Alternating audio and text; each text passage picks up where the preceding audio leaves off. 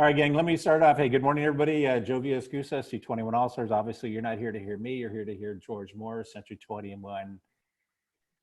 What is it? Century 21 Everest. Everest. Everest. Yes. Everest. Yes. No, Don't ever forget. Oh, I'm I gonna give you never a. do. I'm gonna give you. You need to get a tattoo with it. Yeah. So George and I have known each other. God, how many years now, George? We met at the Mike Ferry Well, seminar. Yeah, over for sure over a decade. Yeah. Because we're coming up on our 10-year mark for C21. But then we knew each other before that. So I don't know, 10, 12 years. Good. So let's start off, George. Obviously, you have out of your main office in Utah, how many agents do you have working out of there today? So we have 587 agents in Utah, and we've got about 432 agents in California, in the Ventura, North LA area. Good. It's all Ventura County, West County, East County, and then North LA up in Santa Clarita and Valencia. Okay, so most of the agents want to know, what are your people doing? Your most successful agents, pre-pandemic and after right now. What are they doing right now that you see, you have your eyeballs on, that is very successful today? Yeah, no, great question. I would say that the thing that I've observed most, and I've asked this and I've told this in, many board meetings, or whether I'm sitting in at the front of a panel, or whether I'm sitting one-on-one with an agent, is that if the market's going down, the answer is the same: go talk to people. If the market's going up, the same answer is go talk to people. I watch a lot of people who get very, very fixated on what the market is or isn't doing. But what's interesting is the answers are never the same, are always the same. If you're an agent who's wanting to produce, you need to have a lot of communication with a lot of people. If the market's raging, you still have to have a lot of communication. If the market's going down, you need a lot of communication. If we broke it down into like real specifics, the thing I'm most interested in at a minimum level is that I have every single agent speaking to at least 5 of their sphere of influences per day, 25 per week, 100 per month, 300 per quarter, and having a minimum of 300 people. And it's the greatest asset that you're going to build. And I always ask this question, Joe: if your business isn't getting easier, you're not working your sphere. If your sales prices aren't going up, you're not working your sphere. And if you're finding that the business is even more difficult than it was even 5 years ago, you're not working your sphere. Or even better yet, if people are asking you at social events, family parties, and saying, hey, so what are you doing? Are you still in real estate? And there's a question mark, you're still not working your sphere. And yet it's the greatest asset that any one of us will build. So why do you think that we don't do that? I think it's a number of reasons. We've heard the answer before.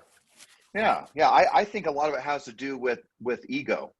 My observation is my biggest mistake, I've been doing this now 26 years. My first 5 years in the business, I never almost worked at all my sphere. And for some reason, I didn't want anyone's help. And I didn't want to have to be able to be that guy who was looking to always try to get a deal.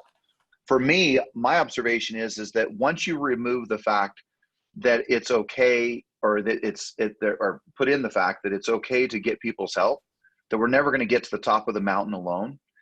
And that if you can bring tremendous value to the people that know you, who you've worked with, who are your family, friends, loved ones, the fact is that if you bring value, if you offer value, and here's what's crazy is, of course we can use a script and a dialogue to say, hey, who do you know that's thinking or buying or selling real estate?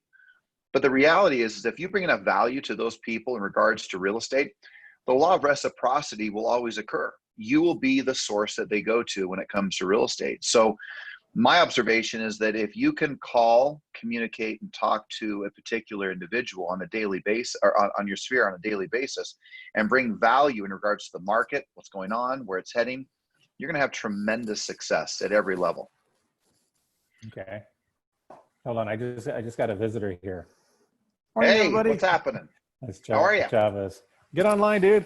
All right. Hey, so let me ask you, George, because I've gone out to your office before, incredible operation. You and your partners do so well at what you do. And I thought I was crazy with this group starting training at 8 a.m. At 8 a.m. And when I went to yours, you were doing them at 7 a.m. Is that still going on? Still going on. 7:15 a.m. every morning. We do a role play. Now we do those role plays where we do breakout rooms. And in the Zoom chat, we have we'll allow up to 12 people in our large conference room just because of the social distancing and the physical distancing that needs to occur. But we're doing it every single day, Monday through Friday, 7:15 a.m. And look, it ebbs and flows, but we have, give or take, 40 to 50 people on that call every single morning. And strangely, it always kind of stays in that framework, but it's kind of where everyone is. It just, it's always often even a different group of people, just as they're ebbing and flowing through their business. And it's just, again, where they're mastering and improving their skill sets and their ability to communicate on a daily basis. Mm-hmm. Just as a side note, I have 5 things on the sphere of influence I would just mention that I want to make sure that are happening.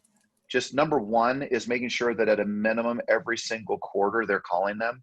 This is common sense. But number 2 is there's a mailing going out, a hard mail, actual postcard of some sort. Make sure that consistency is more important than content. Doesn't necessarily matter what you send. What matters is the consistency. Number 3 is the email campaigns. Number 4 is making sure that there's some level of social media being done, just again, where you're acknowledging people.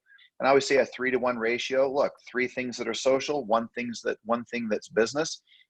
And then the 5th, when appropriate, and in ways in which we can do that, but that would be to do client appreciations. My observation is if you'll do those 5 things consistently with 300 people, you're going to generate a 10 to 15% rate of return on that. Meaning you're going to do between 30 to 45 transactions a year with 300 people that are championing your cause. So your greatest asset that you're ever going to build in this industry, a practice just like an attorney, a doctor who sells their practice, a CPA who sells his practice, they have it because they have a sphere. So if you're not working in that sphere and you're turning and burning deals, that is a great tragedy. You're making your life so much more difficult than it could ever need to be. So let's talk about that 3-to-1 ratio, because I think I was the other way around, or I would be the other way around. I would do 3 business to 1 social. So you're saying 3 socials and 1 business. Yeah, I think if you, just my own, and people say, what did you read? I'm like, I didn't read it. It's just been my own personal experience. But Joe, I love the stuff you put out. You put out stuff that's on a social basis. And then because you put out social things, I love watching your business stuff. So let me ask you something. So you look at my stuff? I do look at your stuff. Why don't you give me a thumbs up? I do. I give you thumbs up all the time. Whatever. All right. I'll be more vocal. Yeah, a little ego there. I do, but in a serious note, I mean, I love the fact, a great picture of you and your son, or you and Sandra, or doing something. I mean, and then you throw your business side into it. And I think, hence the reason social media, make it a social aspect. But then if you'll do a little bit of social, throwing it in with a little bit of business, it seems to be well received. People aren't, winding you down, trying not to listen to you, or blocking you from, hearing what you have to say, because you're truly putting content out there that's, family or, oriented, or, personally oriented. And then of course, business oriented. Okay. So we know that social media is an important part of what we do, but at the same time, we both know, you and me, that you can't drive your entire business through social media and waiting for things to happen. The challenge, even, look, the thing that you're seeing right now is you can have your social media. The challenge is if you take just your friends, there's a lack of predictability with what's going to happen with that. The only thing that seems to be predictable is the amount of calls. But even if you go and say, okay, you know what, I'm going to go do Facebook advertising, I'm going to do Zillow ads or Zillow, I'm going to do some other type of aggregation, advertising type of situation on the internet to try to galvanize or try to create some type of feedback and business coming to me. At the end of the day, no matter what, the same answer is the same. I have a number of agents that not only do I coach or within the company that do internet advertising, but at the end of the day, yes, maybe not as profitable per lead, but at the end of the day, they still have to prospect.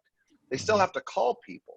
They still have to make the conversation occur. It's not drip campaigns by email that they just sit and wait for things to happen.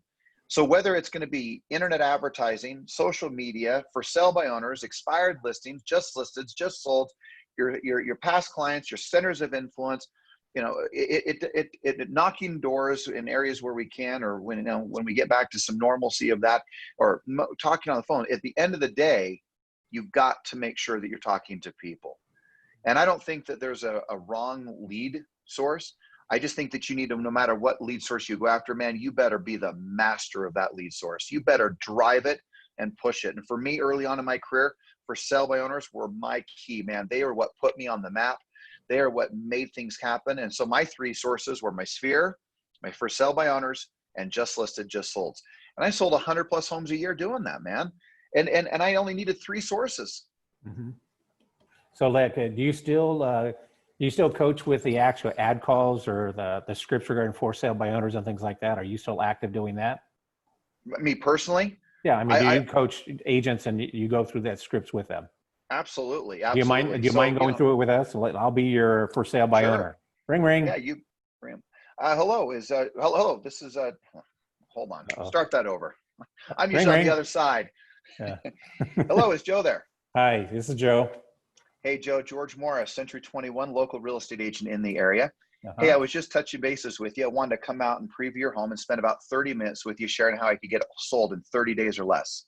Now, what George, would work better for you, the afternoons or evenings? yeah, I appreciate the call. We've gotten a lot of calls, and we're just gonna wait till the summer's over and look at our things that we want to do in the future. But I appreciate your call. Hey, I appreciate you taking the time to answer. And Joe, in fact, if I were you, I'd feel the same way too. I presume you've had a number of different calls. There's a lot of things happening in the marketplace. Mm-hmm. So, hey, share with me just a little bit about your home. How many bedrooms and baths? Well, I'm sure you know, it's 3 bedrooms, 2 baths. It's 1,900 square feet. It was on the market 90 days, and we didn't get any offers on it. Oh, We're so it was just, on the market for 90 days. Wow. yeah, And no yeah, offers. 0. Okay, interesting. So share with me, what do you think stopped or prevented it from selling? Oh, the realtor, it was a part-time realtor. It was a family friend, and she was from outside the area, and we were trying to throw her a bone, and it didn't work. So, we think our, the product is probably a little bit stale out there. We're just going to wait till a couple months and probably do something later with it. Yeah, interesting. Well, that reminds me, just even in the last week, our organization has sold over 100 different homes. And, I'm not sure if this would work for you, but I want to just ask you a question. If I had a person who was willing to pay the price that you were willing to sell for, would you be willing to still sell the home? Yeah, but I don't want to get into a contract because I've heard people say that same thing, that they'll bring me a Yeah. buyer. Yeah, absolutely. Well, and Joe, that's the very reason that you and I need to spend just a few minutes together and share with you some of the exciting strategies and tools that we're using to get homes sold in today's market. All And right, you're right. gang, is he talented? Does he know his scripts and dialogues? He's good. And now what's one word that we could probably all incorporate that really galvanizes when you hear it? How about the word share? May I share this information with you? So you hear little words like that, and I wrote it down. I said, God, I got to use this word in my recruiting. If I can share some information with you, how I think Central Office is going to make a big difference, would you be willing to listen? So, all right, let me open up some questions. I know everybody, they got a ton of questions for you. Who wants to go first? Okay. Who wants to go first? Look, everybody's quiet now. You got to unmute yourself. If you want to talk, you got to unmute yourself. Good morning, George. This is Jesus Barron, C21 All Stars. Hey, nice to meet you. Likewise, it's a pleasure to have you and talk to you. So let me ask you, so when you see that an agent is not producing or to their potential, how would you support them? What do you do to get them on track? What do you do, if I may ask you? What would you suggest them to do? Yeah, no, great question. So my statement always is this: whenever you find yourself in, let's just use a bunch of words here. If you're anxious, depressed, in a funk, off the mark, not making calls, not working hard, feeling disconnected, feeling down and out, feeling discouraged, any of those things, just any realm of that. My observation has been this, is that when I'm sitting with an agent, what I'm most interested in is that if they can find the reasons why they're doing what they're doing versus the sheer willpower and what we might want to call discipline, there's big differences. So for me, when I sit with an agent or spend time with an agent, what I'm most interested in, they may say, hey, I want to sell 50 homes. What I'm most interested in is not that they want to sell 50 homes. What I'm interested in is, why do you want to sell 50 homes? Which really is the representation of the reasons why. Because reasons will never fail you, but your willpower will. So what are the reasons why you want to win at the game of real estate? What are the reasons why you want to earn, 100 grand, 500 grand, $1 million plus, whatever the number is? And if you start to recognize that the thread between our activity and our emotion is really the reasons that drive us. And sometimes the reasons are, I want to hit a certain number. Hey, I want to prove a point. Sometimes our reasons are very simple, and sometimes they're very, very grand. When I first started this business, it was simple. I just wanted to give my wife the opportunity to work or not work as we were having children. And it wasn't something I was like, you can't work and I want you raising our kids. It was, I just want you to have the choice. And so every time I was picking up a phone, I had a reason why I wanted to succeed, because I wanted to give her the choice that she didn't have to work if she didn't want to, as she raised our first daughter. And I've got 5 kids. And today I look back, well, that's not my driving force today. My driving force today is I want to help someone become their very best. And if anyone knows me, people say, well, is it the money? No, but as you become more, you earn more. And so the key here, whenever someone says, hey, go earn $1 million, what I'm most interested in, again, is not necessarily your $1 million, but I'm most interested is, who do you have to become to earn $1 million? Then all of a sudden the focal point becomes on who you have to become, not simply just how much money. And the challenge is that although money is a critical component to our life, if we misalign our hierarchy, the problem is that money can be very, very empty. But becoming more, helping more, blessing the lives of people, elevating people that you get a chance to touch their lives with, all of a sudden it becomes a totally different answer and a totally different energy that moves through your day. Whenever I'm on a phone, my even today, a little bit of nerves, it doesn't matter where, I have a little bit of nerves always happen. But the fact is me asking myself a better question. How can I help this person? Not versus, well, what will they think about me? How can I help versus, well, wait, how much are they going to ask me to cut my commission? Or will I earn enough money? Will they list with me? I got to push that aside and say, how can I help?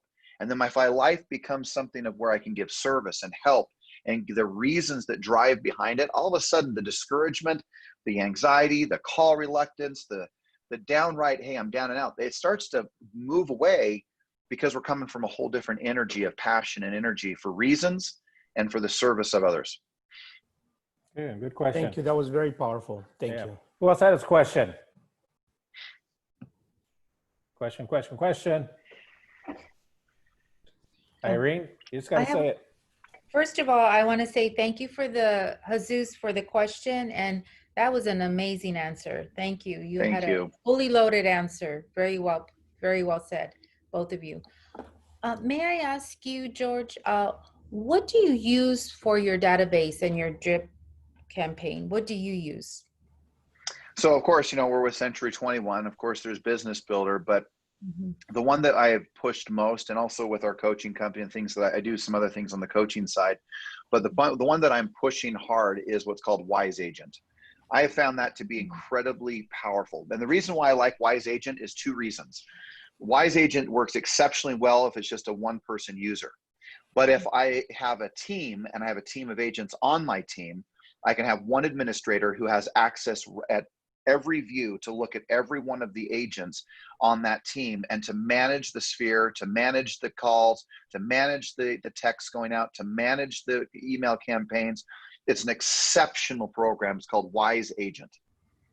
And it's nice because as you're going to build a team, it's one of those ones where you can add and take away and have an assistant manage the whole process at one single login. Incredibly user-friendly. Good. Hey, George, there's a lot of, some newer agents here. So if you were brand new today in the business, knowing what you and I know today, understanding everything going on, when would you start your day? What time? Because I think you and I agree that most agents, they start late most of the time. They get to the office late. They're running late all the time, and you just can't do that. So if you were a brand new agent or an agent that really wanted to excel at the highest level, you want to be the number 1 agent, whatever it may be, what time do you suggest your people get into the office?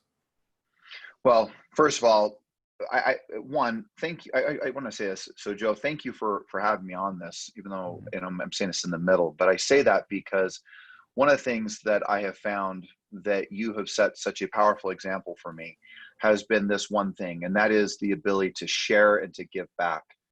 My observation is that when we get in this business, we often will get very competitive, but there's a different energy when we're here in this movement of real estate, that we're here to create things, necessarily compete against people. And so what I've learned from just all the sharing and things I've observed in you is, of course, and that is, I think there's 5 core things that need to happen in regards to the way in which a person starts their day. But I will say this before I give the 5, and they're very quick, but that is just remember that from the moment you wake up till about 12 noon, if you can master from the early morning to about 12 noon, you're going to win the game of real estate. You master the morning, you master your life. So the 5 things, number 1, as I always say, start off with making sure you go to bed on time. Because this business takes a tremendous amount of energy. There's a ton of rejection, there's a ton of emotion, and you need to get proper rest. And I used to never really think that. People will talk about, oh, I can sleep when I'm dead. Well, you know what? That's one thing to say, but the reality is that there is tremendous decisions that are being made, tremendous amount of energy that has to be given. Get proper rest. So number 1, go to bed on time. Number 2, get up on time. My time, I'm a 5 a.m. guy. 4:50 to be exact. And I'm a huge encourager to getting up early. The third is making sure that you're exercising. And I say this statement, and I love this statement. Look, you have to sweat. And the simple question, did you sweat today? That's it. Did you sweat today? Did you work, do something within exercise that made you sweat? Fourth thing is making sure that you prepare yourself mentally and emotionally. I deeply believe that you should be meditating and praying. I deeply believe you should be writing in your journal. And I deeply believe that every morning you should be listening and reading things that you should be, that'll empower your mindset and your emotional state. So every morning, preparing yourself with practice in regards to the way in which you prepare your mind emotionally by meditation and prayer, writing in your journal, gratitudes and intentions, and then setting the course with what you listen to and what you're reading in regards to your day. And then, of course, the obvious, which is practicing and rehearsing internalized scripts, dialogues in particular situations. And then the last component, of course, is to making sure that you exercise, prospect. And if you can do those 5 things, go to bed on time, get up on time, make sure you're exercised. Did you sweat today? Number 4, did you practice and rehearse internalized scripts, dialogues, meditate and pray, write in your journal, and making sure that you read or listen to something powerful. And then last but not least, did you prospect? Did you talk to enough people today? You have to recognize that we are in a sales business. We're in the communication business. And if you're not communicating with people, there is no way you're selling a lot of real estate. It will not happen. Yeah, but that's great. You know, now that, let's say that's at 7, 8 o'clock, whatever time it may be, is that the same today, even though we're at home, most of us, or a lot of us, you know, still waking up? Should we still get up at the same time doing the business, like even though it's Zoom or remotely? Is it the same thing? Yeah. And Joe, I mean, perfectly said. I mean, I know you're a guy of structure. I have a deep belief. If you take the golf swing, I was with my son. He just made the golf team at our local high school. And we were talking about structure. And I was telling him, I said, look, son, if you will just get your grip right, if you will get your right arm bent right, if you'll get the width of your stance right, if you'll get the ball position right, if you'll get the shaft lean right, if you'll get the proper structure right from the beginning. The thing that's interesting, if the structure is set up right, when you swing that club, everything else will work okay.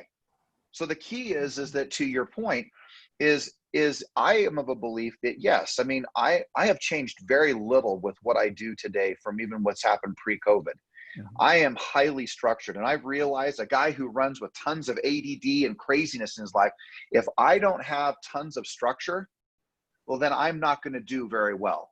So getting up at the same time, going to bed at the same time, exercising, you know, eating at the right times, doing all these things that create the right structure so that you can build this empire of real estate that we all really want, man. So you can hit your dreams, your most sacred desires, so you can achieve what you want to accomplish most. Structure is everything. So the question I would always ask anyone is, look, what structure should be in place? What part of your day needs to be better structured? What would make a bigger difference if you structured it in a different way? What impact would it have? What changes would occur if you got up on time, went to bed on time, you know, made sure that every day you wrote in your journal, every day you meditated and prayed, every day you made sure that you prospected at a certain time for a certain number of hours? That's where the superstars are. That's where the mega producers are. That's where the top productive people operate from, is high levels of structure. And remember, discipline equals freedom. You want to be free? Get disciplined. Good. That's great. Last question. Anybody have a last question? Because I want to be respectful to George's time, because I know we got him on here last minute. Tomorrow we have, hey, Juan Martinez. How great is that guy? Yeah, one of my favorite guys, man. Juan Martinez. You and Juan, man, are like brothers to me, both of you. I'd do anything for you guys. You two are because like we're both family. Hispanic? Is that what you're saying? No, because you have a great heart. And you know what? Both of you have helped me immensely to get where I am. Well, and my observation is that we all need great people in our lives, man. Just, you know, I saw the thing of what books would I recommend. I'll tell you the first thing before I say that. Don't underestimate the magnitude of who you spend your time with. Be so careful of who you spend your time with, guys. You know, look, if you took your high school student, or you took a young man or young woman, or a son or a daughter, you know this. I mean, I've got kids. All of a sudden I have a kid who starts hanging out with the wrong people, and they start going down the wrong path. So remember, don't think just because you're an adult that your impact of hanging out with the wrong people won't have an impact. Get really clear on who you want to be around, because they'll have a profound impact. And Joe, you've had a profound impact on my life, period. You have. Thank you. We will talk about this. We won't get into much detail. There's a lot of imposters out there that are running companies that are promising the world, and they're just, you know, that's just all I have to say, because both you and I, we have that in us. This group that you run, I mean, what you do, I mean, what you see as you walk through your front doors is a tremendous amount of structure, a tremendous amount of professionalism. You know, wear a tie, get up on time, make the calls, see things done in a way that is done. Too many people in this business, you know this, are looking for how much can they save versus how much can they do. Yep. And the problem is you can't win big in real estate working from a place of defense. But you can win extraordinarily high if you operate from a high level of offense, and you have an environment that's set up for high level offense. That's who you are. That's what you've done. That's what you've created for these last 2 or 3 decades, or is it 3 decades? Isn't it? 3.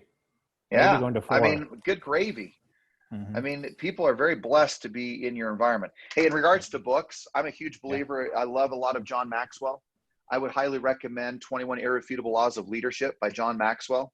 I'd also encourage you to read 25 Ways to Win with People by John Maxwell. I also think that if you're looking for a book for decision making in your life, the book called The Traveler's Gift by Andy Andrews.